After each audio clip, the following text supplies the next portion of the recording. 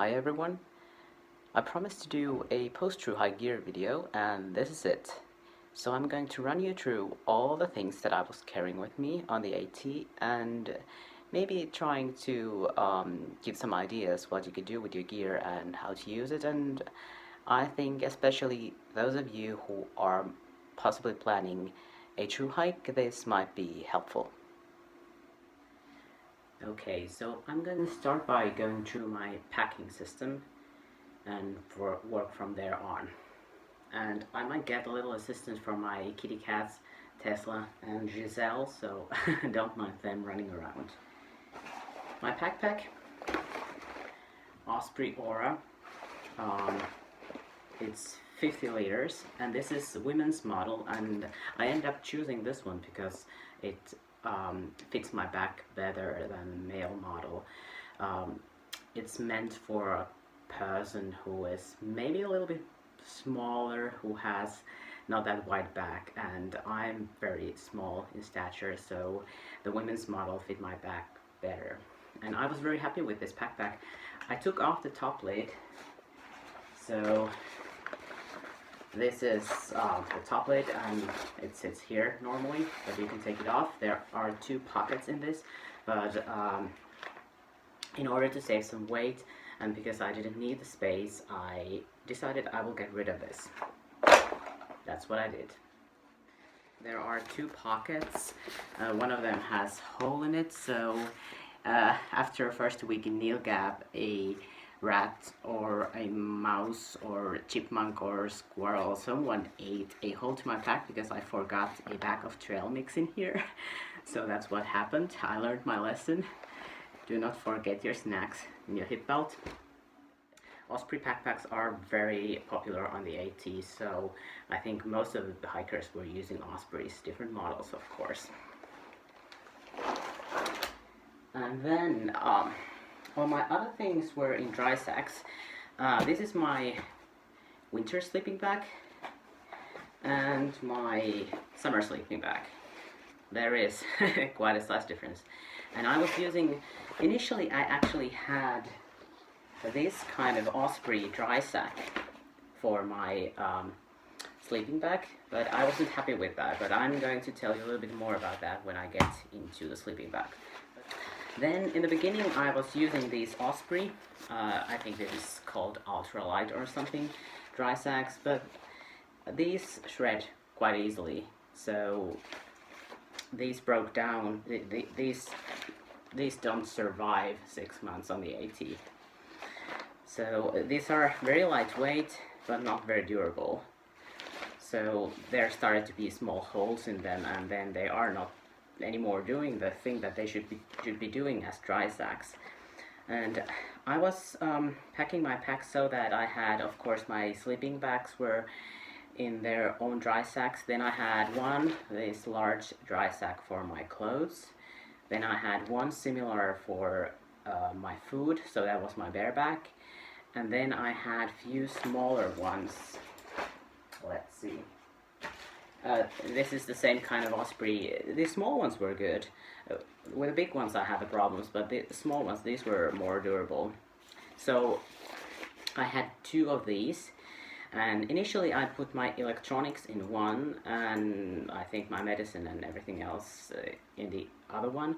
But then I decided what was actually a better way, that I had one that was my daily use things. So there were some of the medicine and some of the electronics that I use daily, my battery pack and that kind of things. And then the other one was non-daily things. So for example, my medicine that I need to carry with me, but that I didn't need daily basis. And that was very useful because I knew that I had the other dry sack. In the evening I took it out from my backpack, but I know that I don't need to open it at all because I don't need those things on a daily basis. And that was a good system for me. So I recommend considering about that kind of system. I also had, or actually I bought this while I was on a trail. This is also a very similar small dry sack. This is SeaToSummit. Initially I just put my toothpaste and toothbrush and those things in Ziploc baggies and into my food bag, but then I realized it wasn't kind of convenient, so I decided to put my my toothpaste and my toothbrush and those things into this own small dry sack. And usually I had this, I think it was separately in my backpack, but then when I was barebacking in the evening, I just put this smaller dry sack inside my food bag, and then everything was there. And then this small dry sack I also bought on a trail. This is also SeaToSummit. A little bit different from that one. This is a little bit sturdier. This was my camera sack. So initially I did so that I had my camera always hanging from my backpack, and when it started to rain I just put it in my backpack. But then if there was a moment that I wanted to take a photo when it was raining, I had to take my backpack off and dig out my camera, and it was horrible. So what I ended up doing was I bought this small dry sack. I think this is 2-liter dry sack, and when it started, this was hanging from my backpack somewhere close here, and when it started to rain I just took this, and I have one of these silica gel things. You know, when you buy shoes or something, you get this silica gel, and this is to suck the moisture out of the whatever box it comes with. So I had this silica gel in here to suck out the moisture, and I put my camera in here and rolled it, and then this was hanging from my backpack like this. And then when there was something that I wanted to take a photo while it was raining, I just took my camera out, took that photo, and then put it back right in here. So it was easily accessible, but it didn't get wet. So I recommend, for me it worked very well. So one good idea if you like to take photos on a trail with an actual camera like I did. And this is what I replaced when these Osprey dry sacks started to fall apart, what I bought instead, and these are 20-liter dry sacks, the ones that I use for my food and for my clothes, and initially for my winter sleeping bag. So this is similar kind, but this is a SeaToSummit. But this is a little bit, teeny tiny bit heavier than Osprey one, but it's so much more sturdier. So if I was starting my Thru-hike now, I would buy these, because I know that these ones survive to my Thru-hike, and not the ones that are going to fall apart after 2 months. So you know that I had my laptop with me, and I had this Aqua Quest. It's not a sleeve, but it's actually kind of a dry sack for a computer. It's not the one that you can really submerge to water, but it's I was reading different kind of reviews, and everyone was saying that this is the best thing if you actually want to keep your laptop dry in the rain, and it worked for me perfectly. My laptop was in perfect condition after the Thru-hike. So I was carrying this all the time, and I was thinking that if I'm gonna get rid of my computer, but I didn't. And I also, in here, I had a couple of these silica gel baggies to suck the moisture out, so if my laptop was a little bit humid or something when I was putting it in, these would help to keep it dry. But next I'm going to show my sleeping and my living system. So as I showed you, I have my 2 sleeping bags, and initially I was using their own these bags that they come into. So this is for my winter sleeping bag. It was a Marmot women's Trestles. Here once again I was using the women's model. It's shorter. I'm not very tall, so I didn't need a 2-meter long sleeping bag, and it's also a little bit warmer than the male model, so it was very convenient for me. So this is what it comes with, and I had this and then the Osprey dry sack, and it wasn't very convenient. I had 2 sacks and it was a hassle every evening, so I didn't like it. So what I ended up doing at some point was that I found this. This is SeaToSummit also, and this is called Event System. So it has the compression and the dry sack in one sack, and I found this very useful and very good, and they are very sturdy. So even though if you would have to pack your sleeping bag outside your backpack, these can take it. So first I'm going to show you my winter sleeping bag. And I think I was using this from Georgia to Damascus. Yes, I changed into my summer gear in Damascus, Virginia, and then I got my winter gear back in northern Vermont, or actually at the pretty much at the state line of Vermont and New Hampshire. So when I went to the White Mountains, I had my winter things back with me. And here, with inside my sleeping bag, I also have my pillow. Initially, I put it in the same dry sack with my other clothes, but then I had to every evening go out digging it, and I realized it's easier just to put this in the same dry sack with my sleeping bag, so it's already there. Much more convenient. And I have this Fjällräven pillow. It was perfect for me. I need to have a pillow to sleep with, and I love this one. At some point it got a little bit smelly, so I washed it, and then it completely changed its color after that. So maybe I should have washed it more than I think I did it twice during the AT. So you want to wash your pillow. Okay, and then we'll see.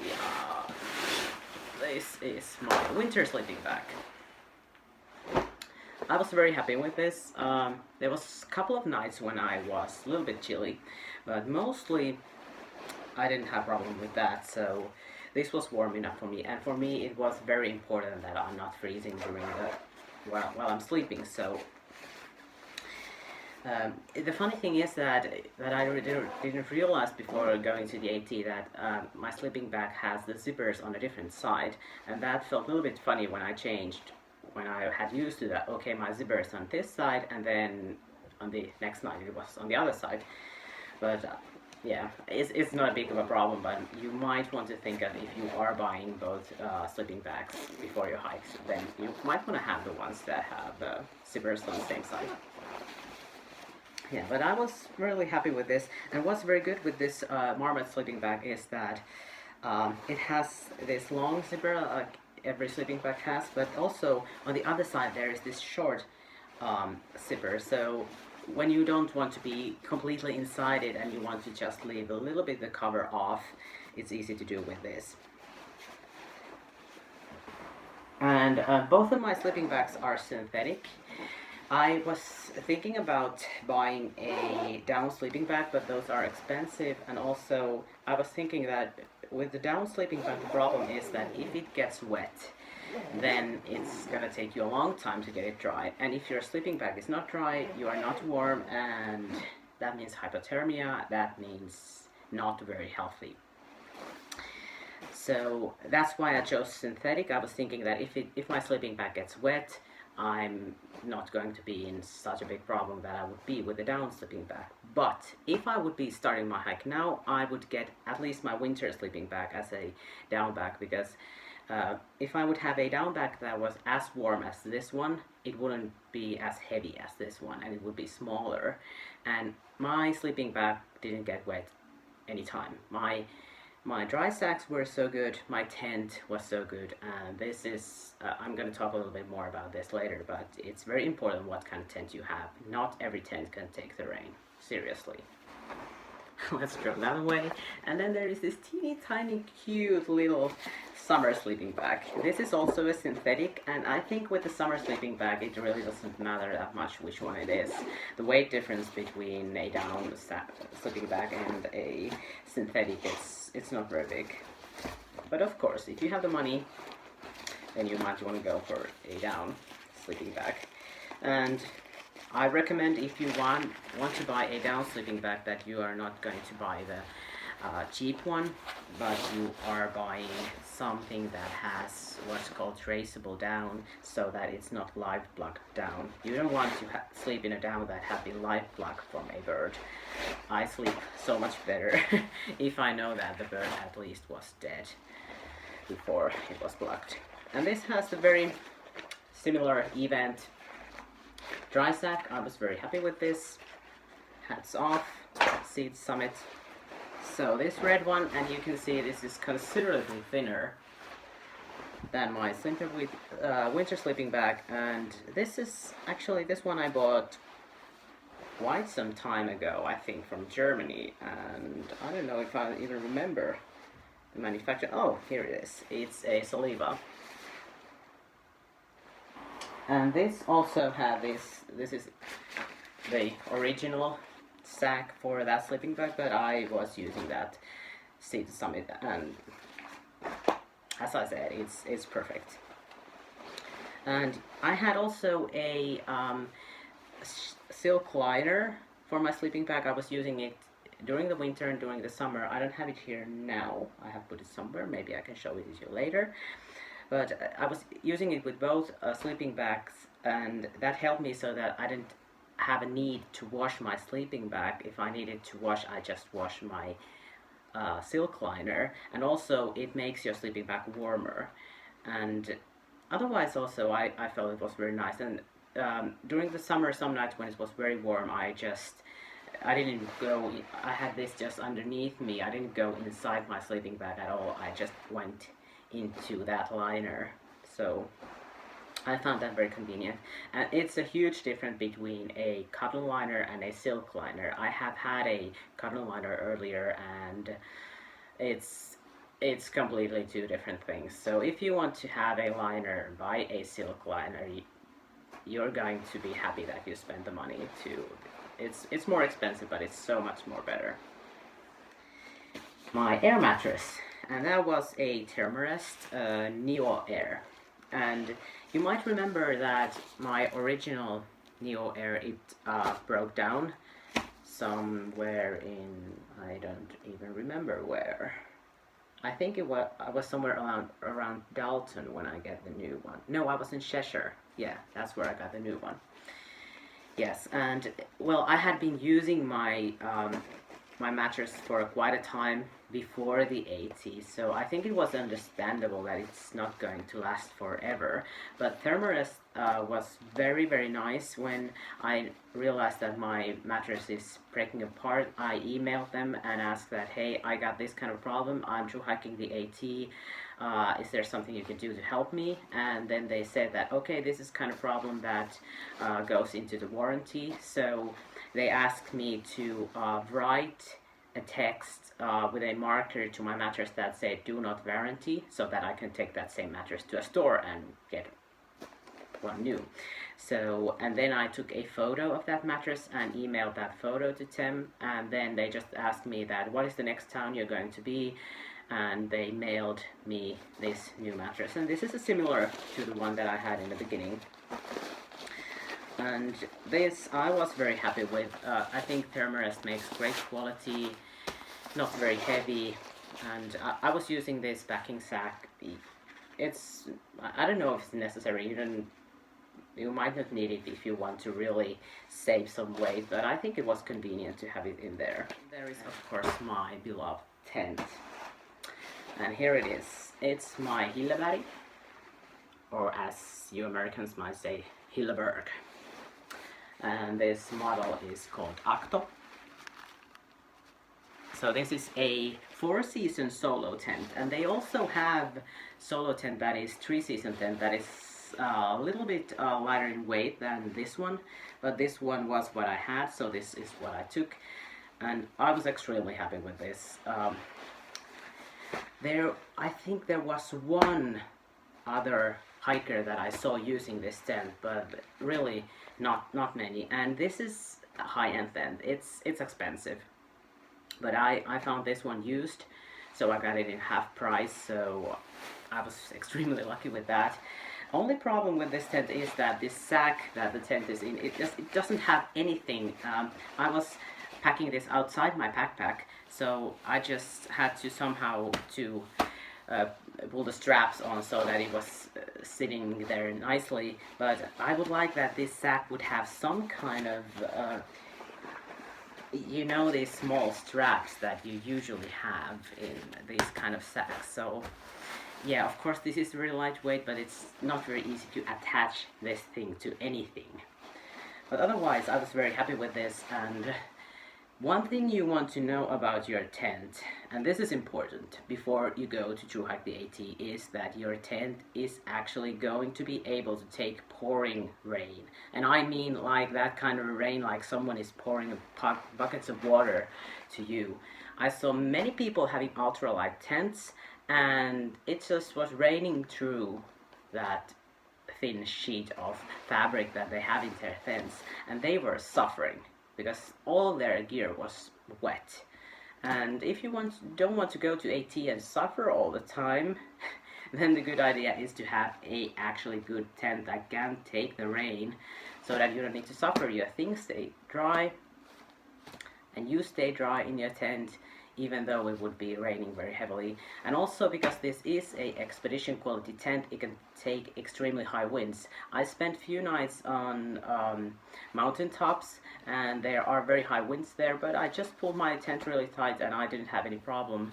One of my friends told me when we were tenting nearby one night at this summit, he said that there was very strong wind that night, and he told me that most of the night he was just holding his tent up so that it wouldn't fly away. And I was saying that, yeah, my tent rattled through the night because the wind was so strong, but I didn't have any problem.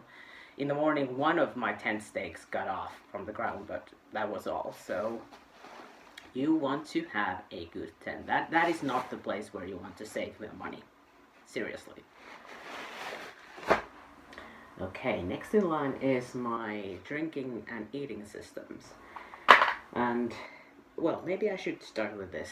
This was my bareback rope, and this, I think it's a 5mm rope that I was using, and only once I had to cut this. So once I got my bareback line stuck in a tree in a manner that I wasn't able to get it down, and I just had to cut. I drew everything down that I could get, and then I cut it as high as I can, so I lost as little as was possible. And of course I lost my carabiner at the process also, but what was a good thing that I always had these few of these small accessory carabiners, so I was using these for a while, but these are not very handy with the bareback rope. And I think it was 1 or 2 days after I lost my carabiner to that tree, I found this carabiner lying on the AT, and I pick it up, and that's what I use since. And I'm very thankful the person who dropped this. I'm sorry I stole your carabiner, but I used it, I think, quite a long time, so this was very useful. And during the daytime I used this carabiner to attach my camera to my backpack, and during the nighttime it was my bareback carabiner. So it's always good if you can use one thing for multiple purposes, so you don't have to carry a thing that you only use like in the nighttime to hang your bareback. In the beginning I had my JetBoil. So this is a portable stove for those who don't know JetBoil, and the nice thing about JetBoil is that everything goes into this one. So you can have a pocket rocket, for example. It's more lightweight, but then with pocket rocket you need to have some kind of pans and kettles and, you know, something to cook your food in. So it might not actually be that more lightweight. But in JetBoil, what I like is that everything goes into this one nice packet, so it's easy to pack. And inside there I had this cast cartridge, and then there is the actual stove. So I had this for the first 100 miles, and then when I got to Franklin, North Carolina, I got rid of it. And since then I was eating only cold food on the trail, and that worked for me. It doesn't work for everyone. If you want your morning coffee, then you need to have a stove. But I had this for like first week, and then I mailed it back to home, or back to Georgia, and I didn't miss it. So JetBoil is a good stove, but I didn't need a stove. I needed my cold food. Then I have this called Fold-a-cup. So it's a foldable cup, and this was extremely good. So it goes such a small, it doesn't take much space to pack this up, and then it's a nice size cup, so I was drinking from it, and this is quite perfect if you are eating oatmeal. You can put 2 packs of oatmeal. It's very full with 2 packs of oatmeal and water, but you can fit 2 in this, and it actually has the logo of my sponsor, Partioaitta. And I had my spork, or sporks, and I had this case for my sporks, because everyone was saying that your sporks are breaking apart, but I didn't break either of my sporks. So you can fit 2 sporks in this case, and I was carrying 2. And the nice thing about cases is that they stay clean here, and they don't fall, because these are plastic, so you can really, these can break. So you don't break your sporks. And yeah, people were quite often amused when, for example, in the partnership shelter you can order pizza. So always when I eat pizza with a fork and knife, and the Americans were eating with their hands. And there I was sitting at that shelter and eating my pizza with my spork and knife forks, and someone was telling me that, you know, you don't have to eat it like that. It's okay in US to eat using your hands. And I'm like, it's not like I'm doing this for it to be civilized. This is how I eat my pizza. So people were quite often laughing at me when I was eating my pizza with my 2 sporks. Then there was my drinking system. This is a source bladder. And what I like especially about this is that it doesn't have a bite valve. So most of the bladders have bite valves, so you need to bite the valve in order to get the water come out. And if you like that, it's okay, then you want to have whatever brand of bladder, because pretty much everything else has a bite valve. But if you don't like that, then you might want to consider a source bladder, and this is army quality stuff, so it is very durable. And I'm trying to show you the valve here. So you can see it has this system that, and I pull this and I put it in my mouth and pull with my teeth, this comes popping off. Oh, I have locked it. I have to twist it to get it open up. Now, there it comes. It pops out. I think it was stuck. It has been lying in my in my wardrobe for quite a while. So then the water just flows out. And if you have to fill a bottle from here, it's much easier if you don't have a bite valve when you have to all the time squeeze in it. So you can just pull it open, and then you just push it close, pull it open. So I find this very convenient. And I'm gonna show you one more thing with this bladder. This was actually a 3 liter bladder, and I think 2 liter is enough, but I wanted to have this 3 liter bladder because this has this system. It has this small wall in the middle of it, and it helps that when you fill the bladder, it doesn't come in the shape of a ball, but this helps it that the water is more evenly inside your bladder, and then it doesn't take that funny shape of space inside your backpack. Okay, and with my bladder, I have this system. You can buy this. I think that it didn't come with the Sawyer filter, but this is an accessory for the Sawyer filter. This kind of system. So when you filter water, and I recommend using a Sawyer filter. I had that Evernew back that bursted in the 100-mile wilderness, but. So it pretty much survived through the AT. But Sawyer has these own backs. I didn't like these. These are, the plastic is not as flexible as it is with the Evernew back, so I recommend having the Evernew back. And the problem with this is not see-through, so you don't really see how much water is in here. With the Evernew back, it's easy because it's see-through. So, and the Sawyer filter, that is what you want to have to filter your water. This is called Sawyer Squeeze, and then there is the Sawyer Mini. That is a little bit smaller, but the filtering rate is slower, and it gets clogged easily. So I saw some Thru-hikers having the Sawyer Mini, but I wouldn't recommend using it. I think the Squeeze is better. So you put your dirty water in here, you screw your Sawyer, and then you just squeeze the water and it comes out from here. And you can drink it straight from here, and using this, there is kind of bottle cap system that you can put it on it and just drink straight from there. But what I was doing quite often is that then I had this small part that I screw into my Sawyer. I can still drink from here if I feel like drinking. But then what I can do is that I take this valve off from my drinking system, like this, and then these two go together. And then I could just squeeze water from here and fill my drinking system through this line without taking the bladder out of my backpack. And I saw many people who were using drinking system, they were very annoyed when they have to every time dig the bladder out of the backpack when they were filling it. With this system, you don't have to. Much more easier. And that's one more reason why you want to have that see-through back for your dirty water, because then it's easier to see how much water you're actually putting inside your bladder, and then to know how much water is in there. But it's a strange thing. We have sent people to the moon and we are still not able to make a bladder that could tell from the outside how much water is in there.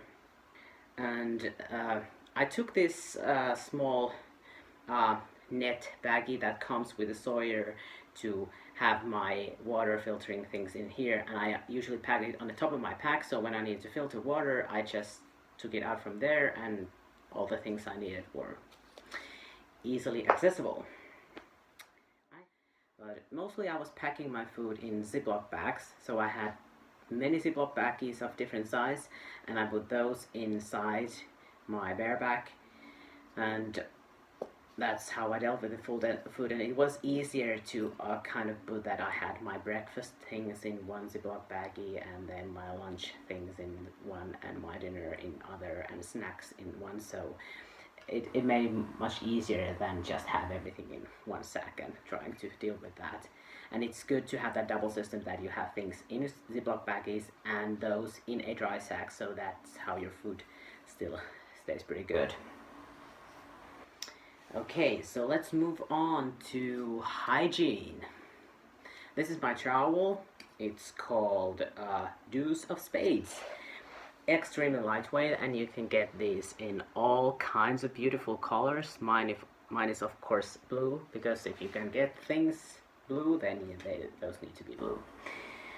Very lightweight, very useful, and pro tip, sometimes digging a cat hole, so that is the hole when you go to do your number 2.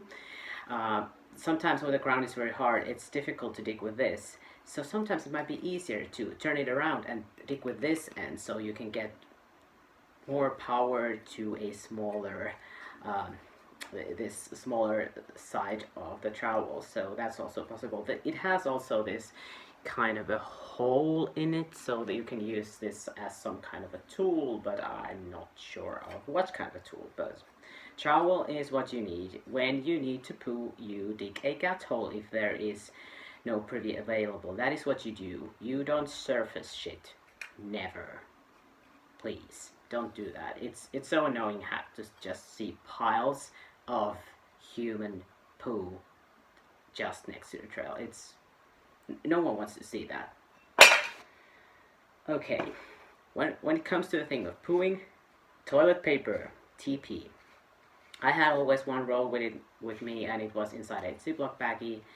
And mainly people use toilet paper when they want to poo, and mostly, well, male hikers, when they pee, they can just.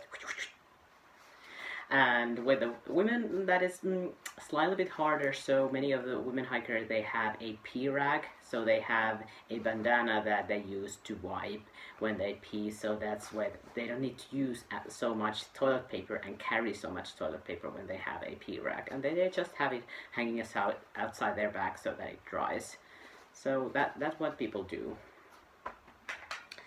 Okay, I had toothpaste, not this large as one as I have here, but I did have some complete crest. I actually a little bit fell in love with this, so that's why I still have it with me in Finland. They don't have this in Europe, so I need to get this from US. It's the toothpaste, but yeah, you can get those small ones, and that's what you want to carry on the AT. Those are more convenient, not so heavy. And then I had my toothbrush. In the beginning I had this normal sized toothbrush and it was okay. I'm not so obsessed that I need to cut my toothbrush, but at some point it started to be a little bit smelly and I thought that I need to replace it.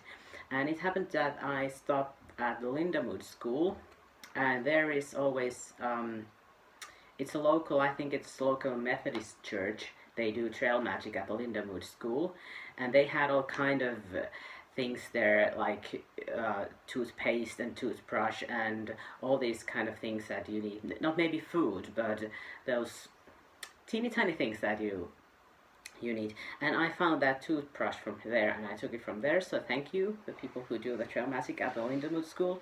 I still have a toothbrush, and I like this one especially. This is kind of a travel toothbrush. You can find these from store. So it's very small, it's easy to pack, but it has this case that you can use it so that it's a full-size toothbrush, so it's easier to brush your teeth with this than if you have like toothbrush that is this size. Yeah. As I said in my first gear video, I was the ultra comfort hiker, so I'm not the ultralight type. don't think that, but I was able to carry all my things with my toothbrush case through the AT, so you don't have to be always ultralight unless you want to. If that's what you want to do, then you go with that, but then you give up some comfort. Okay, what else? In the beginning I had this razor, but I think I got rid of it in Franklin. I thought that, okay, I'm not going to use that so often. I put then this into my bounce box that I mailed me, so every once in a while if I wanted to shave whatever hair you want to shave, then I got my razor and I could do some shaving.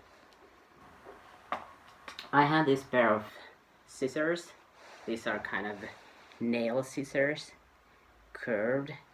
And if you have a Swiss Army knife or something that has scissors, then maybe you don't need another pair of scissors. But my Swiss Army knife don't have the scissors, so I took the scissors, and these were very useful. And I of course use these to clip my nails and whatever needs to be cut. Then, of course, hand sanitizer. That is what you want to have, and use it when you come out from the privy. I saw so many people coming out of a privy not using this, so that's how you get Noro. I promise. If you want to get him, if you want to throw your guts up, don't use hand sanitizer. The best kind of hand sanitizer are, this is my opinion, are those that have this small loop in the end, so you can put this hanging upside down in your backpack, and then when you go to do your thing while you're hiking, you come back and then you can just easily get the hand sanitizer. You don't have to dig it out from somewhere, but always you're not always able to find those, but those are very useful. I had some deodorant and I was carrying all the way. People always say in all the gear videos that deodorant is the first thing that you are going to throw away. I didn't. For me, it has a meaning. It makes me feel like a real person when I use deodorant. And I know that I was smelling so horrible that no one was able to smell that I was using a deodorant, but it was important to me. And this is completely ridiculous, but for me, it made me feel like, yes, I'm a decent human being. I'm using deodorant. Then I had a little Ziploc baggie of Q-tips for whatever use, when you have to sometimes clean up something, or if you get some kind of small wound or something. I think that it was useful to carry a small amount of these. And then I think I have this with me, so this is just a small tube of lip balm. Sometimes you might need it, and this didn't weigh so much, so I think that is pretty much all of my hygiene things. Oh, one thing that I don't have here is baby wipes. I was always carrying this small package of baby wipes, wet wipes, so I don't think I did it every single evening, but in the most evenings after I've done hiking, and sometimes I did it before my dinner, sometimes after my dinner, I just wipe my face, wipe my armpits, and then every other day I wiped my feet so that my feet would be clean, and every other day I would wipe my genitalia. So because those are the parts you don't want to have any infections in. You don't want to have your feet get infected with some small teeny tiny wound, or you don't want, because you don't get to shower, so your down parts are going to be kind of smelly. So using a wet wipe every other day is really going to help with that. And next we are going to move on to my rain gear. So with my backpack I got this rain cover. There is still some dirt in it, you're just really not able to get rid of all of it. And when it was raining I did pull this over my backpack, but I really don't know, maybe it helps a little bit, but if you think you're going to be able to keep things dry in your backpack with a pack cover, well, you are going to get very disappointed with that. So pack cover really doesn't save your life, but I think still most of the people are using this, so maybe it helps a little bit. So that's what I had on my backpack. And then I had a rain kilt. And my rain kilt is made by Anti-Gravity Gear. And there are different brands of rain kilts, and you can easily make this one like this yourself. And I think there is some other company that makes rain kilts that are, you kind of had to pull through to go into the rain kilt. So why I chose to use the Anti-Gravity Gear rain kilt is that there is this Velcro strap, and it opens up like this. So you can use it also as a rain kilt, but you can just put it, lay it on the ground and sit on it and use it as any kind of a cover. So I think this was very nice in that way. And I did like use a rain kilt because if you are using rain pants, you're just going to sweat so horribly that you are just wet inside out, and it doesn't help that much. So there wasn't really many people using rain pants. But rain kilt it's very useful, and it keeps you dry kind of up from your knees. Down from your knees you are gonna get wet, but it doesn't matter that much. Many people were using gaiters. I had a pair of gaiters, but I didn't take them with me to the AT. I felt bad. I don't need them, and I don't know. Maybe it would have saved me a couple of times of getting my shoes wet from the inside, because when it's raining and your pants get wet, then your socks get wet, and from your socks, even though if you have Gore-Tex shoes, those socks are going to make your shoes wet from the inside. Then there was my rain jacket, also from Anti-Gravity Gear, and I don't know if I was completely happy with this. It's very lightweight, it packs very small, just like my rain kilt, but yeah, I think there was some things with this that could be done better. But it has, what is good thing, it has these zippers in the armpits, so you can open it quite long way from the armpit. So if it's like super humid and it's raining, you don't get so wet from the inside. But anyway, you are going to sweat. There is no way helping it. So you can see the zipper runs down here.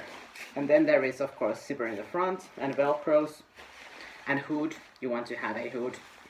When it's pouring down, that's a good thing to have, and especially one with this kind of a system so that you can pull yourself really inside your hood and stay somewhat dry. And I think one thing that I liked especially with my rain jacket was this Velcro in the sleeve. So here is a small Velcro that you get the sleeve being larger, or then it gets smaller and it sits nicer and more tight on your arm. And I know many rain jackets have this kind of system, but usually there's a huge strap system that is very heavy, and this is teeny tiny system and very lightweight, and it makes this so very good. So it was a okay rain jacket. But if you buy kind of a normal shell jacket, it's going to be very heavy comparing to this. So you might want to consider a lightweight rain jacket.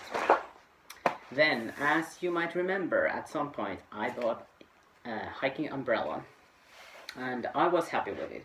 After I got this, I was rarely using my rain jacket anymore, but I think rain jackets are still good to have, because when there is windy days, then you want to use your rain jacket as a shell jacket. You don't get so cold when you put that on you. You may have only t-shirt and then you put your shell jacket on it, or if it's very cold you can put your down jacket and your rain jacket on it, and you're going to stay pretty warm. You just want to take care that you don't start to sweat, but that is possible. But I got this hiking umbrella and I was very happy with it, and I kind of wish that I had this from the beginning, so it was worth its weight in gold. It helps to keep you very dry, and still the air keeps flowing, so even when it's pouring down, it keeps you dry down to here. And then if you have a hiking kilt, rain kilt, then you stay dry.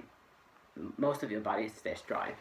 And you can use this also as a parasol, so that's why it's a silver one. So if it's the sun is shining, and if you are very pale as I am, I burned my skin quite horribly, so yeah.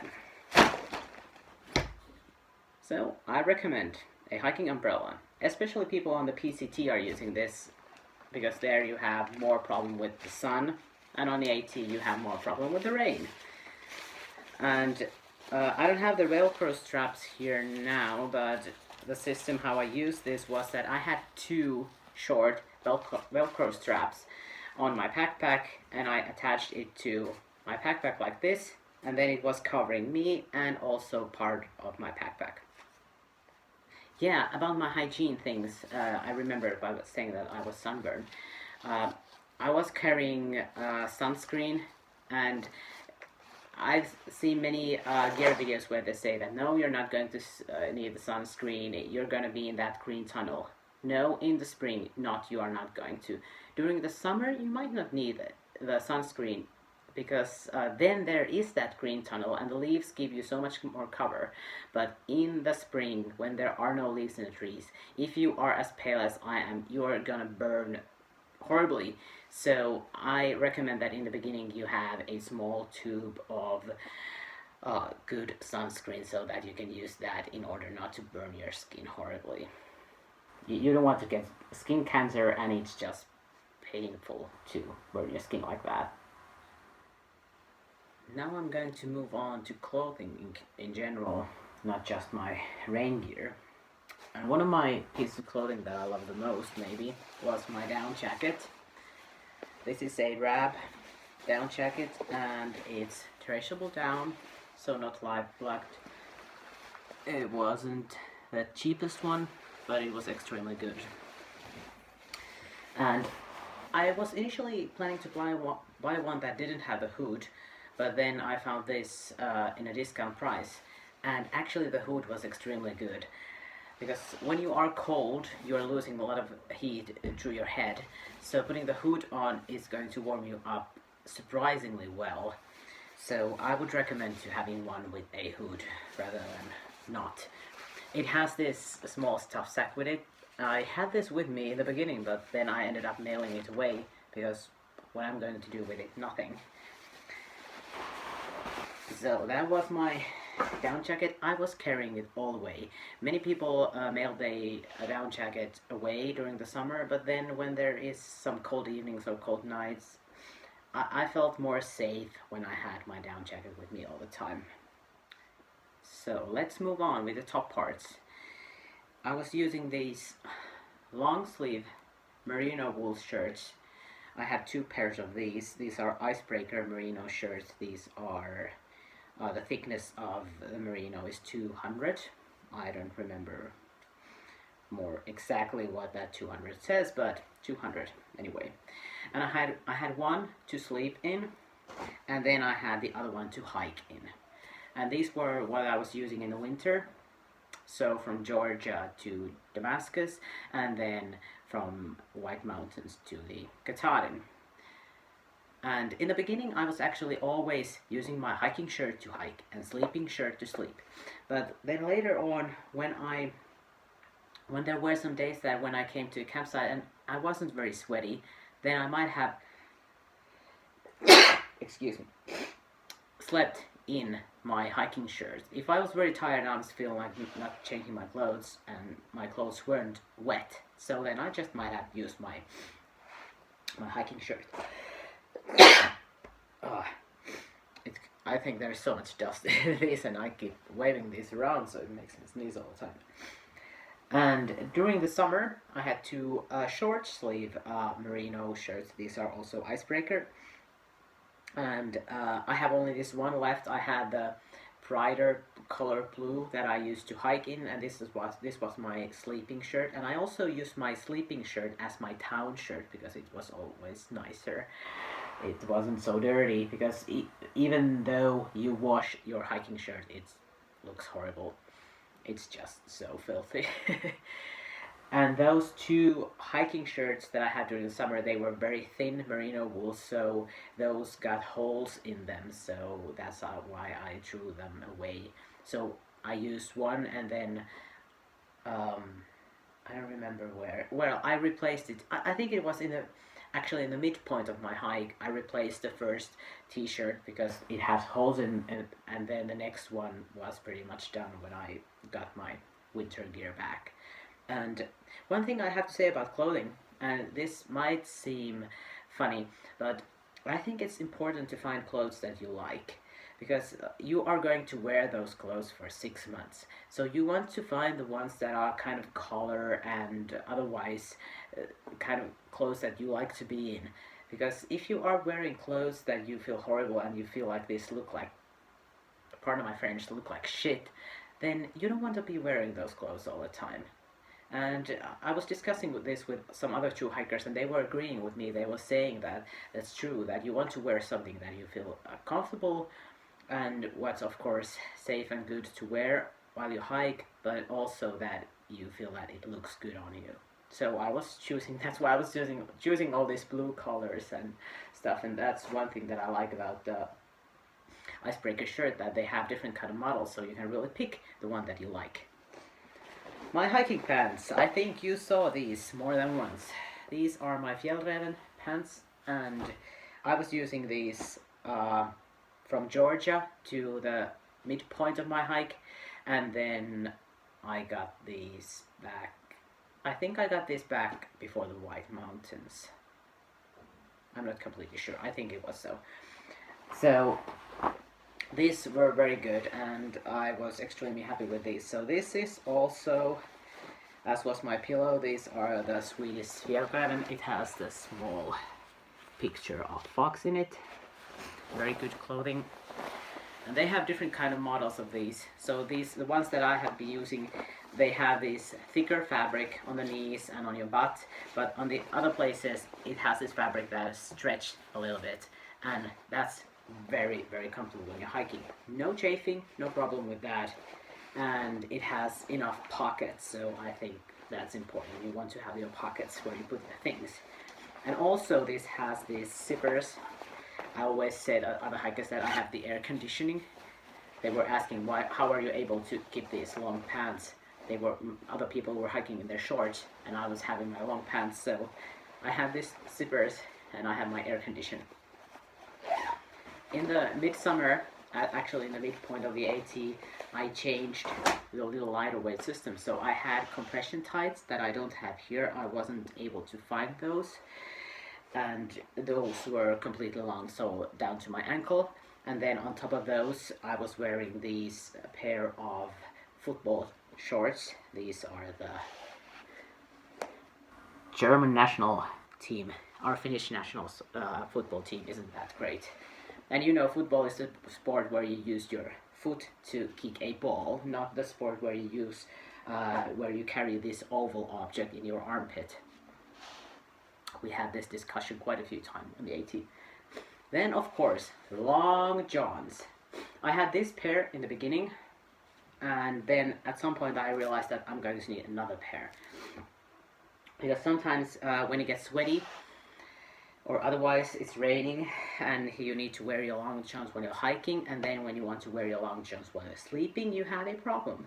So I bought another pair of long johns, and at some points I only was carrying one, and at some points I was carrying both. So it a little bit was depending on how much clothes I needed to sleep in. And in the beginning I was quite often sleeping with my long johns on, because otherwise I was cold. And then to the more personal part of my clothing. So these are my ex officios. I have 2 pairs of these boxers, and they have these for men and women. And I had one pair that I was hiking in, and the other pairs that I use for sleeping. And when I think it was in the midpoint, I threw away those that I was hiking in, and then I took my sleeping underwear to hike in and bought new pair of underwear to sleep in. And I was mainly happy with this. This is synthetic something. Some people were using merino wool also as their underwear, and I think that is a very good choice also. This dries very quickly, so that was one thing I liked about these ex officios. But the problem is that the smallest size that they have is size small. They don't have extra small. And for me, this size small, and I think it's kind of American size small, this is too big. And it caused some problems. I actually got a blister on my bottom because these were slightly too big. And I heard one female hiker also say that she had the lady version of ex officio and the lady size small. And she wasn't like teeny tiny. Of course, she was a skinny girl, but still, she was saying that she also had the problem that she felt that they are slightly too large. So if you are a very petite person, maybe the ex officio might be too large for you. So you might want to consider Under Armour or some other brand that has smaller sizing, or they have the size extra small. Then I was planning to burn this bandana on the summit of Mount Katahdin, and I think you can understand why. This was completely perfectly good bandana when I started my hike, and actually hiking didn't destroy it, but mice did. Because I quite often had this hanging outside my backpack to dry, and in the night I had my backpack in the vestibule of my tent, and I might leave this hanging there, and during the night the mice came to my vestibule and chew holes into my bandana. So I had also another bandana. This was the one that I was planning to have. And then on the first day at the Amiclow Falls State Park, I met the guy who owns the anti-gravity gear, and he gave me this bandana that has the map of the northern part of the AT. And this is actually a very good big bandana because this is quite large. And you can use the bandana as a P-rag, as I said earlier, especially female hikers prefer usually to have a P-rag. But for me it was mostly useful to wipe my tent. I was saying earlier that my tent was good enough that it wasn't raining in, but of course there is condensation. So there is this condensation inside the ceiling of your tent, and sometimes you want to wipe that away so that it doesn't stay inside your tent when you pack your tent, otherwise it's wet on the inside when you put it up next evening. So it's good to have a bandana to wipe it with.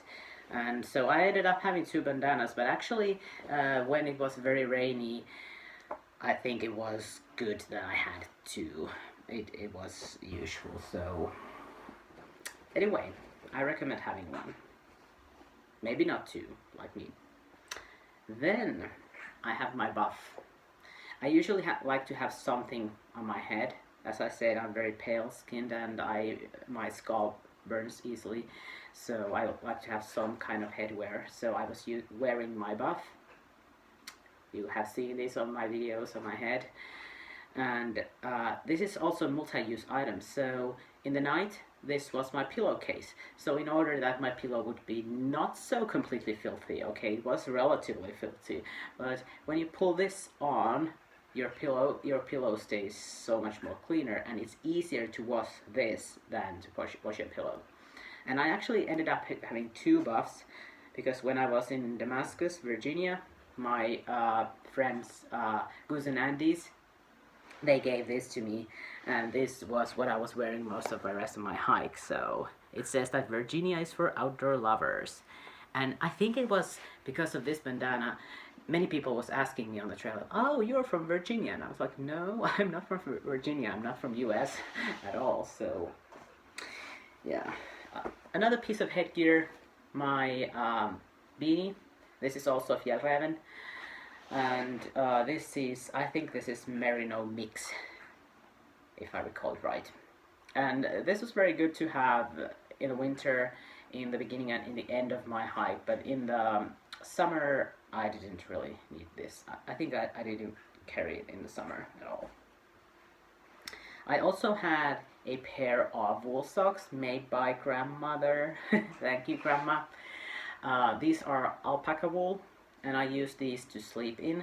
I also had my actual sleeping socks, but my feet get really easily cold, so I like to have my sleeping socks and these alpaca wool socks on them. And to move on with the socks, I had kind of a system of 2 different kind of socks, and I had my sleeping socks. These I had during the winter and during the summer. So these are, thank you Giselle for taking part to this video. These are Falke merino mix socks, and many Americans are using Darn Tough, and I haven't been using Darn Tough socks myself, but I've seen many of those, and I think they're very similar to Falke. Falke is a German brand, and it's more common in Europe, so if you are a European hiker, Falke is what you want to get. And this is Falke, what it says, TK, this is TK1, that means trekking 1. This is very thick, and this is what I used for sleeping. In the summer I was using this TK5 Falke sock, so it's similar to my sleeping sock, but this is thinner. This was my hiking sock when it was kind of dry weather. And in the winter, for the same purpose, I had similar Falke sock. This is TK2. So this is kind of midway socks. It's not as thick as my sleeping sock, not as thin as my summer sock, but somewhere in between. So these Falke socks were my hiking socks for the dry weather, and if I was expecting that it's not going to rain heavily. But if my shoes were already wet, or I knew it was going to rain, I was using sealskin socks. And someone asked me, oh, your socks are really sealskin. No, the brand is called sealskin. These are not made of sealskin. And these are kind of, it feels like it's neoprene, but it's not neoprene. It has a similar kind of a thing inside it, like Gore-Tex shoes have this Gore-Tex inside them, so they have similar kind of a structure, but it feels like pulling on a neoprene sock. And so when it's raining, and it's gonna rain, and your feet are getting wet, so the problem is that your skin is gonna get very soft. And then when your footwear is kind of a little bit rubbing your feet, that the skin is already soft, what's going to happen? Your skin is going to break apart, and then you are going to have big problems. And that is what these socks help with. So these are kind of thicker and softer materials, so they do get wet, even though they call these are waterproof socks. These are not waterproof, but these are more comfortable when they are wet, and it helps that your skin is not going to be destroyed. So I had these short ones during the summertime, and then during the winter I had these similar ones. These are a little bit thicker, and these are longer because my shoes were different. So I need to have a longer sock.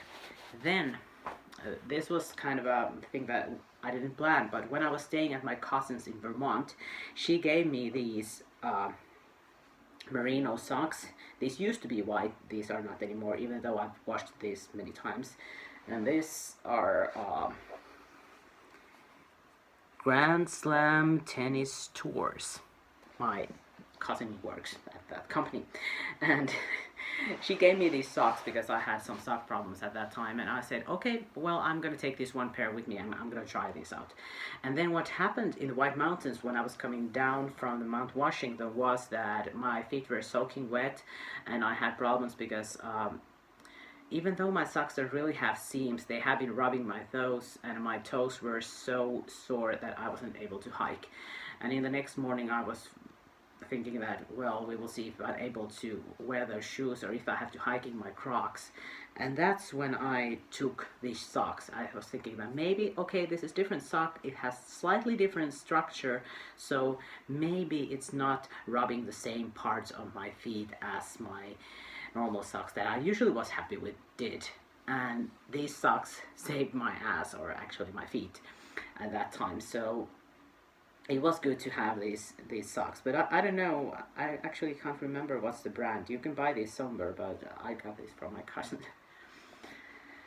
I think that was all about my socks. So much talk about the socks. But I have one more clothing item, and that was my gloves. I have these outdoor research gloves. These are not very thick gloves, but it was a very good idea to have some kind of gloves, and that kind of a material that if they get wet, they are still kind of comfortable. And these gloves, they have this kind of a smart touch system, so you can use your smartphone with these, but I don't know, I didn't use that so much. Of course, I had my iPhone that I used to film things, but if you want to open your iPhone, you don't necessarily need this. You can use your nose. Now that we have been talking about the socks, I think it's a good time to talk about the footwear. And as you know, I got 2 pairs of shoes from my sponsor, Partioaitta. I got my hiking boots, Hanbak Tatra, and these trail runners, Salmon Speed Cross. Or not actually this pair, but the blue ones that I have on the trail. And I was also using 2 pairs of oboes that I bought in Virginia, and also I had 2 pairs of Crocs as my camp shoes. And I started with these, with my Tatras, and I was using these until I think hot springs. And I was very happy with these. These are warm, these has Gore-Tex, these have nice support for your ankle. And then when it started to get warmer and I was done with the Smokies, I thought that maybe it's a good time to get some lighter footwear, so I got these trail runners.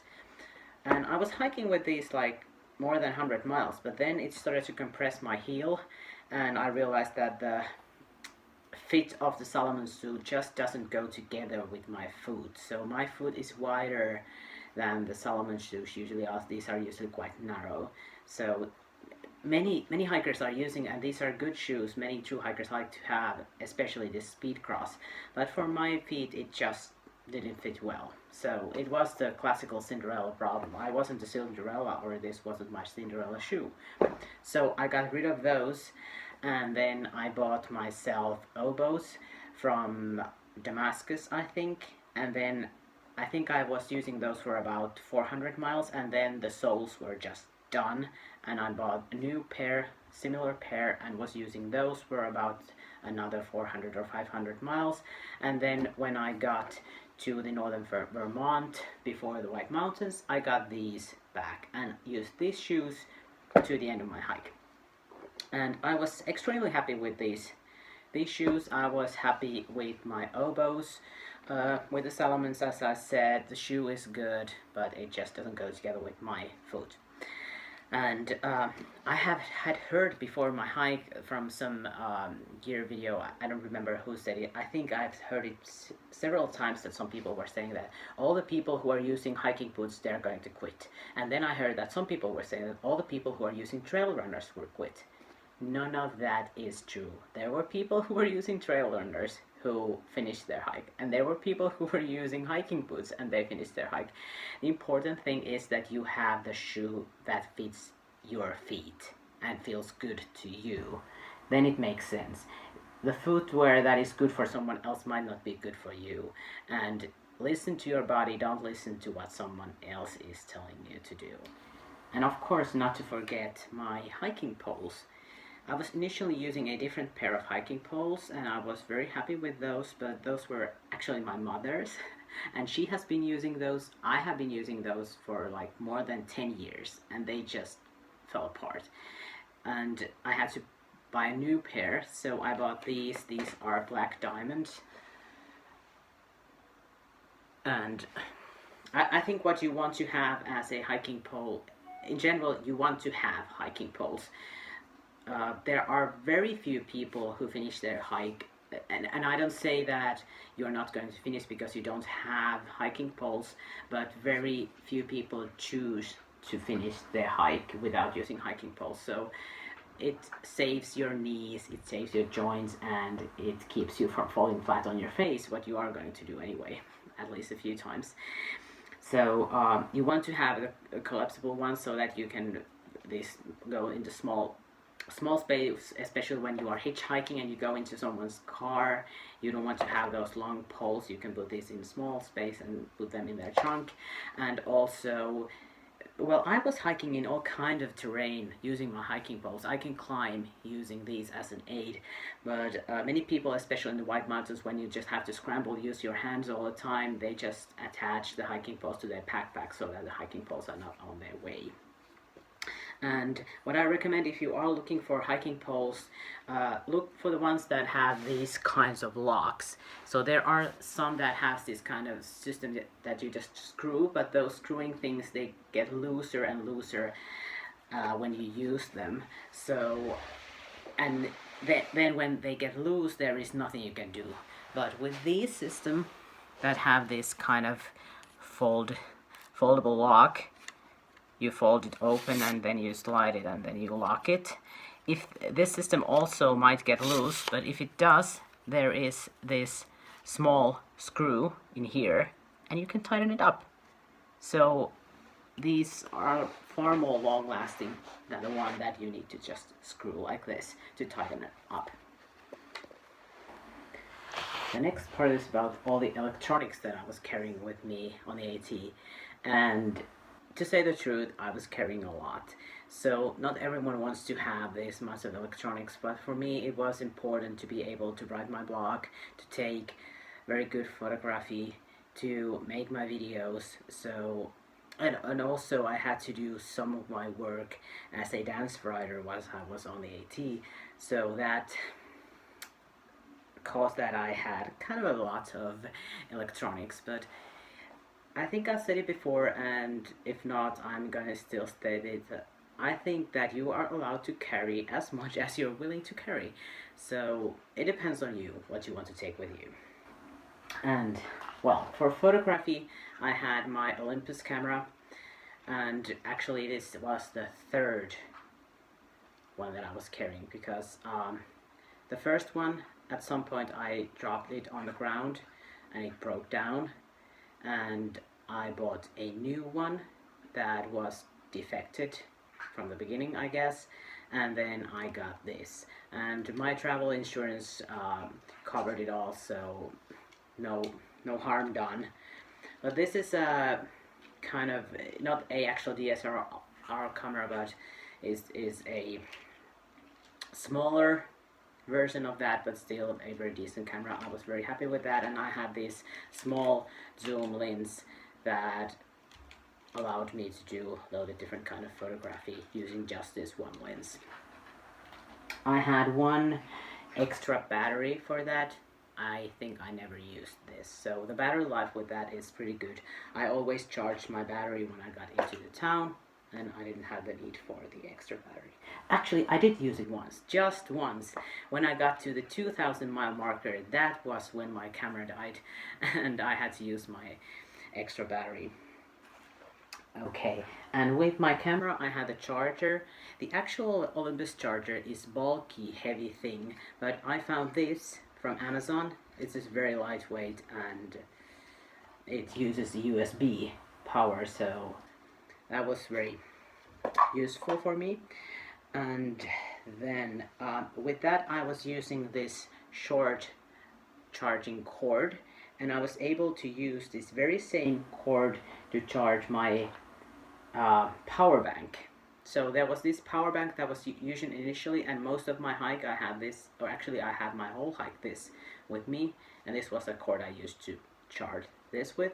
But then before the 100-mile wilderness, I felt that I feel more safe if I have a little bit more extra power, and I bought this battery pack, and I think these are pretty much similar in size. I think the both are about 5,000 milliamp hours. So, but this is actually, I like this even much more than the other one. This is kind of, it sits nicely with the phone if you have them on top of each other. So I could use this cord to charge all of those things. Then of course I have my iPhone that I'm using now to film this video, and so I can't show it, but maybe you know how an iPhone looks. And with that I was using this life-proof case. I was very happy with this. This is a waterproof case. You can really submerge your iPhone to water. You can use all the touch screen things. You can use the fingerprint reader, everything. So I think the life-proof case is the one that you want to have when you go to the AT, so that your phone is really safe. You don't want your phone to get wet and break down. But the problem or the challenge with the life-proof case is that in order to put your earphones in it, you are going to need an extension cord, and the extension cord that comes with it is going to break apart quite quickly. So I had to buy a bunch of new ones while I was hiking the AT, and especially if you're having it in your pocket, then it's just going to die in no time. And luckily you can buy a lot of these very cheap from Amazon, and the ones that I like the most were these ones that has this kind of bungee cord type of thing. But it's just this small cord that it has a little bit longer block than your normal earphones have, because the earphone block is too short. It doesn't go all the way in through the life-proof case, so that's what you're going to need. So if you are using a life-proof case and you want to use your earphones, then buy a bunch of these and have these in your bounce box, so when one breaks down you can have another one. And usually these lasted with me like from 2 weeks to 1 month, and then it was done. And the earphones that I was using are Bose SoundSport, and these have a microphone, so this was the microphone I was using. I was very pleased with these. The sound quality is very good. The microphone is exceptionally good, but you can remember that I had some audio problems, and part of the audio problems were from these breaking down, these little cords, and part of it was after one evening I was very tired and I left my earplugs on a rock outside my tent, and then it rained and those were outside in the rain, and I was completely sure that they were done. But no, the earphones still worked after that, but the microphone, it has really pretty much died, and it took me a while before I was able to get a new pair. So this is how this looks, and this is very nice. I don't like all the earplugs because I feel they hurt my ear, but this is very, very soft silicone, so these fit, I think, anyone's ear quite nicely. And they have 3 different sizes of these with these. So it's not the most cheapest earplugs, but these really work well, and the microphone is very good. Okay, my computer. I was carrying a laptop. I was carrying my quite expensive Apple laptop, and I was thinking if I'm completely crazy, but I think I needed this to work. It would be kind of difficult to do my work as a dance writer using my iPhone, so I was carrying my laptop, and this laptop has survived the AT, so it is possible. And it's quite lightweight, so of course it was about 1 kilo more, but I was willing to carry it, and I had it all through hike. Of course, with that I need to have the charger, like with every electronics. And then, yeah, of course with the iPhone I also had the charger. I had this shortest cord ever, and for some uses it was kind of nice, but then at some point I just bought a longer one, because in US, the wall plugs, I had this that has the American system.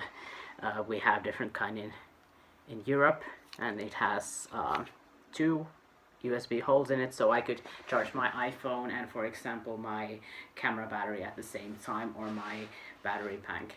So, but the problem with this is that this American plug system, when you plug it to a wall socket, usually if you put your iPhone here and it's too high so that the iPhone is hanging from the charger cord, the wall sockets are so loose that it's gonna just plop out. Not gonna happen with our wall sockets. They are so much better here in civilized Europe. I'm sorry, I'm just so joking. Yeah, so that was the problem, that my iPhone was literally hanging from this cord, so I needed to have a little bit longer cord. Quite often, if the wall socket was kind of tight enough, I was able to put this, and then I put my iPhone, plugged it in, and then I put it just to sit on this plug like this, and was able to charge it that way. So you just have to be creative. Okay, with my computer I have these Hutu, so that I have more USB ports and a card reader for my memory card for my camera. And I was carrying, I found this nice little case. I don't know if this is the most useful thing to have, but I had this small case where I had 2 extra memory cards, then this tool that you need to, when you want to open the SIM card place in your phone, and then I had, where here is now my Verizon SIM card that is actually, I think it doesn't work anymore, that I was using while I was hiking, but I had this in my phone, and then I had my Finnish SIM card here, because every once in a while I needed to check my Finnish SIM card if there are some messages or something there, so I needed to carry that other SIM card with me, so that was mainly the reason that I had this SIM card holder. This was my luxury item that many hikers were really jealous of. This is a Therm-a-Rest pump, and it's surprisingly lightweight, and this is what you use to pump your air mattress. It's battery operated, and it allowed me to spread out my air mattress, put this working, and then I could just make my dinner or whatever, and during that time my air mattress was full. And all the other hikers, after hiking all day, you're exhausted, you have to be huffing and puffing to fill your air mattress, so I never had to do this. And I was thinking in the beginning if I'm going to take this with me at all, but I was very happy that I had this, and so many people were so jealous that I had this. If you find one, you want one. And I was actually, when I bought my Therm-a-Rest, this came with it. Very good item. Okay. This is one more thing to my iPhone. In the summer, when I changed my hiking pants from the Fjällräven pants to those compression tights, I didn't have any pockets anymore. That was a bit of a problem. So I didn't have any place to put my iPhone in. So I bought this thing that fits together with the life-proof case, like this. And so that I can have it here, sitting in my arm. But I was sweating so profusely that it was kind of falling down all the time. So I don't really like these armband type iPhone holders. Some people do. Some people were using this all their Thru-hike, but no, not really for me. No, thank you. Then my pump was battery operated, and also, what I don't have here, I had a Spot GPS tracker, mainly to keep Mama happy. So she was able to follow my Thru-hike all the time from a website, and also that track is on my website. Though on my website it appeared like with 24-hour delay. My friend Dima coded in that way so that not anyone could see really live where I am at that actual moment, but with a 24-hour delay. That was for safety reasons. But I was carrying that Spot tracker, and Spot has it uses batteries, and also my pump uses batteries, and my head torch uses batteries. So I had these small box of extra batteries with me, and I had a battery charger, so these are rechargeable batteries. And the charger was a little bit bulky thing to carry around, but I kind of wanted it for ecological reasons, so that I need to buy new batteries all the time. So I was carrying that, I was willing to carry that way kind of to be more eco-friendly in a way. And then there was my head torch. This is Spetzel Tikka, or I think it's Tikka Plus. Yes, Tikka Plus. I have initially the blue one, and then it broke down, and then I bought this one, but it's pretty much similar. And it has this kind of near light when you're putting up your tent or doing something like that. Then this little stronger. This is pretty much for the one you use for hiking, and then there is the one that you use if you are running. And also it has the red light, which is useful. You want to have a head torch with this red light, because if you are staying in a shelter and there are other people still sleeping, the red light doesn't bother other people as much as using the white light. So that is what you want to use when there are other people around, just to be considerate. And what I recommend is that you once look through your own thing using that red light, because everything looks very different using that red light. So when you are in your own tent, look at your stuff using that red light, because when you are in a shelter and everyone's things are everywhere, and you wake up earlier or something and gather your things and you put that red light on, you're looking at them, okay, nothing is at the color you're used to seeing it. So it's good to get to know your things using the red light also. Then I was carrying this sports watch. This is Suunto Ambit, I think it's 3 Peak is the model. And so this is a sports watch. It's records the GPS and a different kind of data. You can pretty much set it up what kind of data you wanted to collect. And I remember some Thru-hiker said that he wasn't happy with his sports watch, that it just he was able to use it like 2 days in a row and then the battery died. And with this Suunto watch, you can pretty much set up how often you want it to take your GPS tracking, and I think I put it so that it was tracking me every 60 seconds, so once in a minute. That's enough tracking points to track a hike when you are not like running. And I was able to use this battery with that interval of tracking. This battery life goes like 2 weeks without recharging. That I had also with that this heart rate belt that I was using, and of course, as all the electronic things, it has a charger. Okay, we're almost done in here. There are a few miscellaneous items that I want to show you. I think this was the only thing that I didn't use, that I was carrying that I never used. It's the SeaToSummit. It's a kind of a mosquito net, a head net. This is very lightweight item, and if you like to use a mosquito net, so I think this is one that you want to have, but I really never used it. I have been using a mosquito net. Now I'm not even able to open it. I have been using a mosquito net when I've been hiking in Lapland, in northern Finland. And there it's very useful. There are so many mosquitoes, but there were at times kind of a lot of mosquitoes, but they were, I didn't need a head net. I would have needed a body net, like some kind of full body burqa. So this is just this kind of thing that you use to go to do your bank robbery when you're out of money or something. Talking about money, I had my wallet with me and some cash, because in some places you can't pay with a card, so it's good to have a little bit cash with you. Still going with the theme of the banks and robbery and everything. Well, just kidding. I had my Swiss Army knife.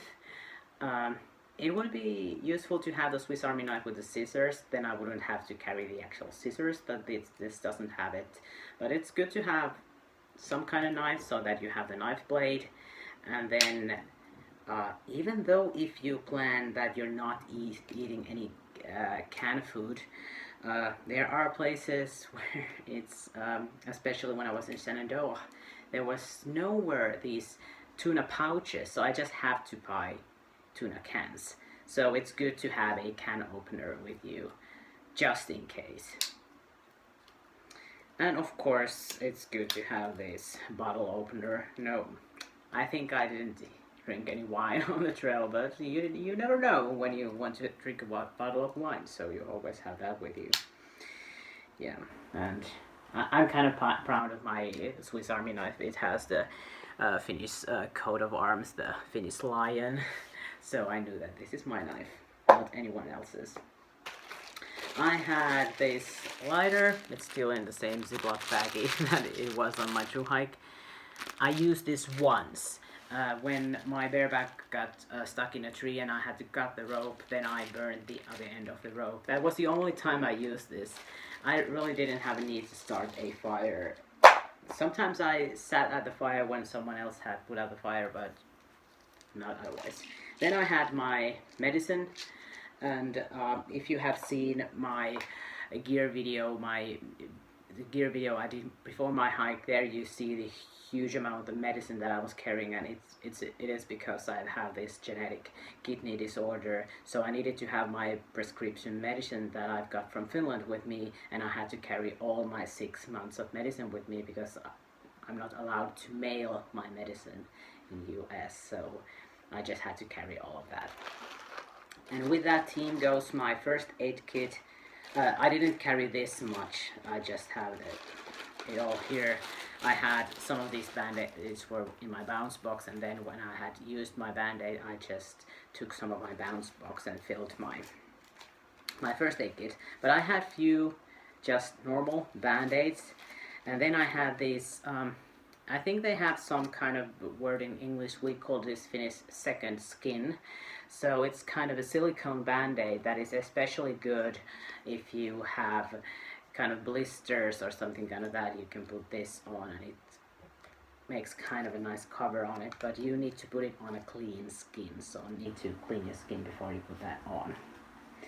Then, oh, my ticks. I have my ticks here. I'm going to tell a little bit more about those. Then I have the repair kit for my air mattress. My air mattress broke, but not in a way, it didn't get punctured. It just started kind of, the walls inside the mattress started to rip off, so there was no hole, so I didn't need my repair kit, but I took it with me just in case.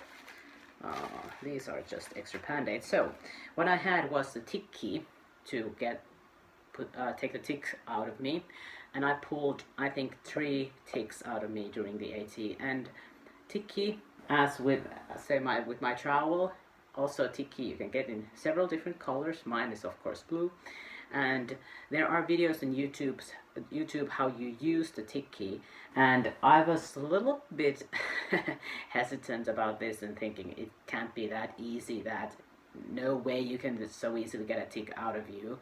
But actually it is very easy. This is very good tool to pull a tick out of you, and it's small, it weighs a few grams, so you want to have this.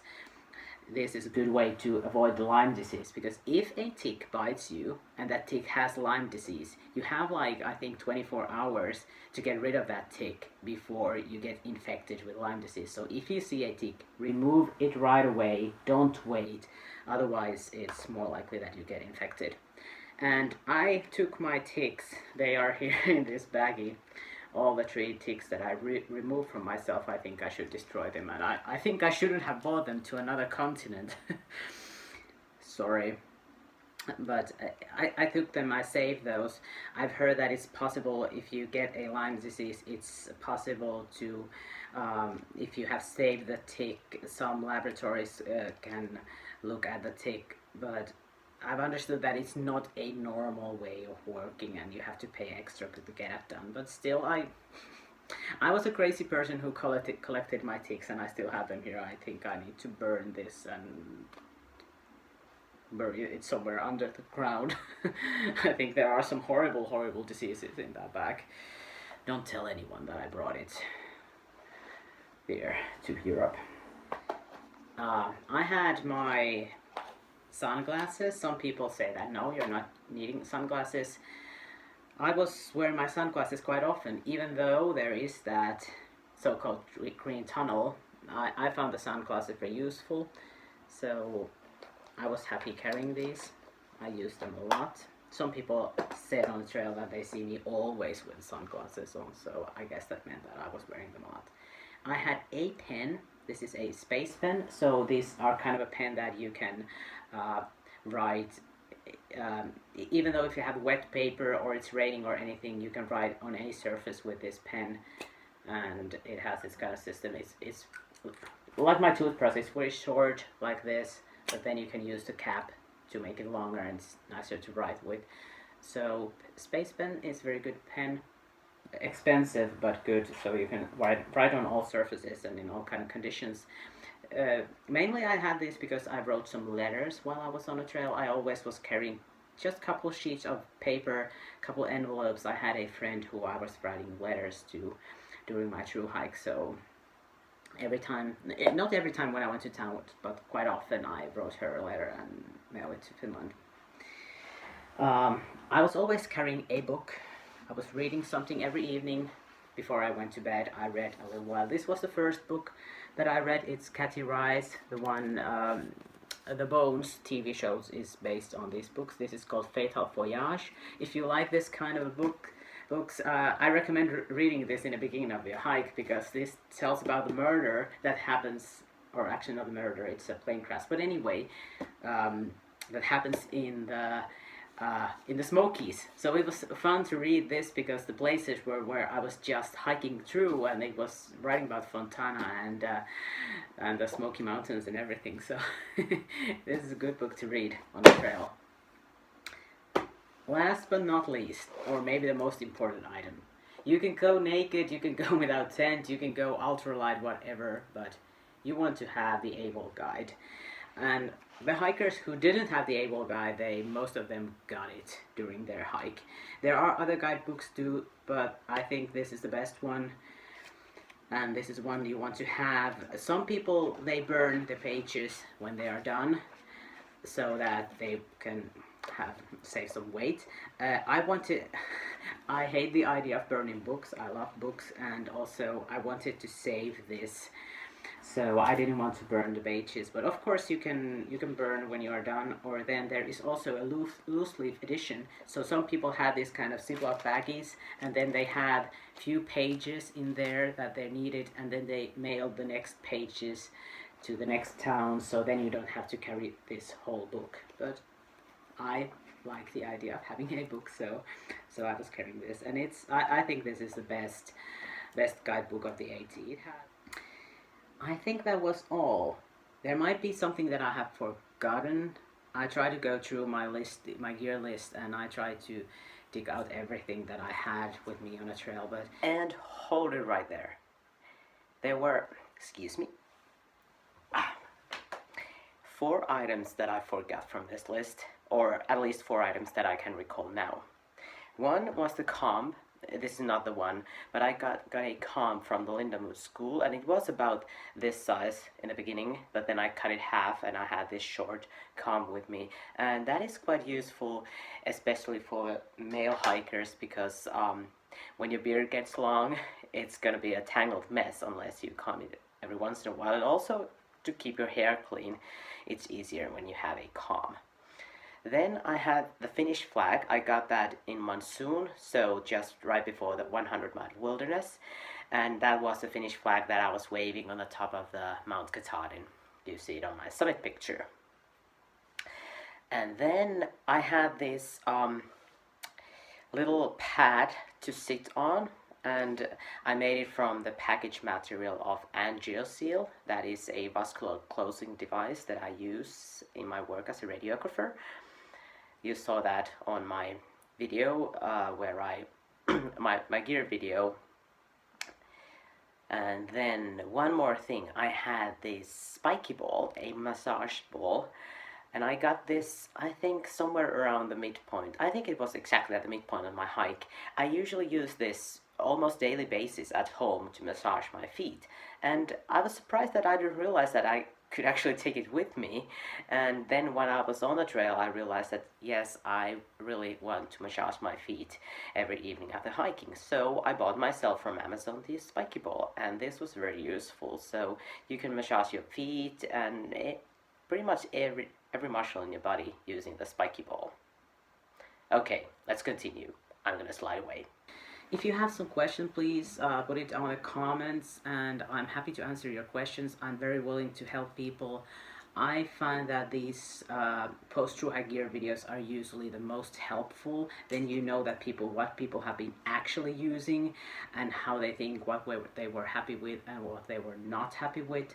So I think if you are a future Thru-hiker, I hope that this will give you some kind of information that you might need to plan your Thru-hike accordingly. So thank you for watching. I think this has been the longest video that I made since, but there has been lots of things to tell you. And there will be coming some more videos. I'm willing to discuss a few more things about AT. I will be making some new hiking videos. There will be coming some new outdoor videos from Finland quite soon, I hope. So keep following. Thank you for watching once again. And enjoy hiking. Go out. Enjoy the great outdoors.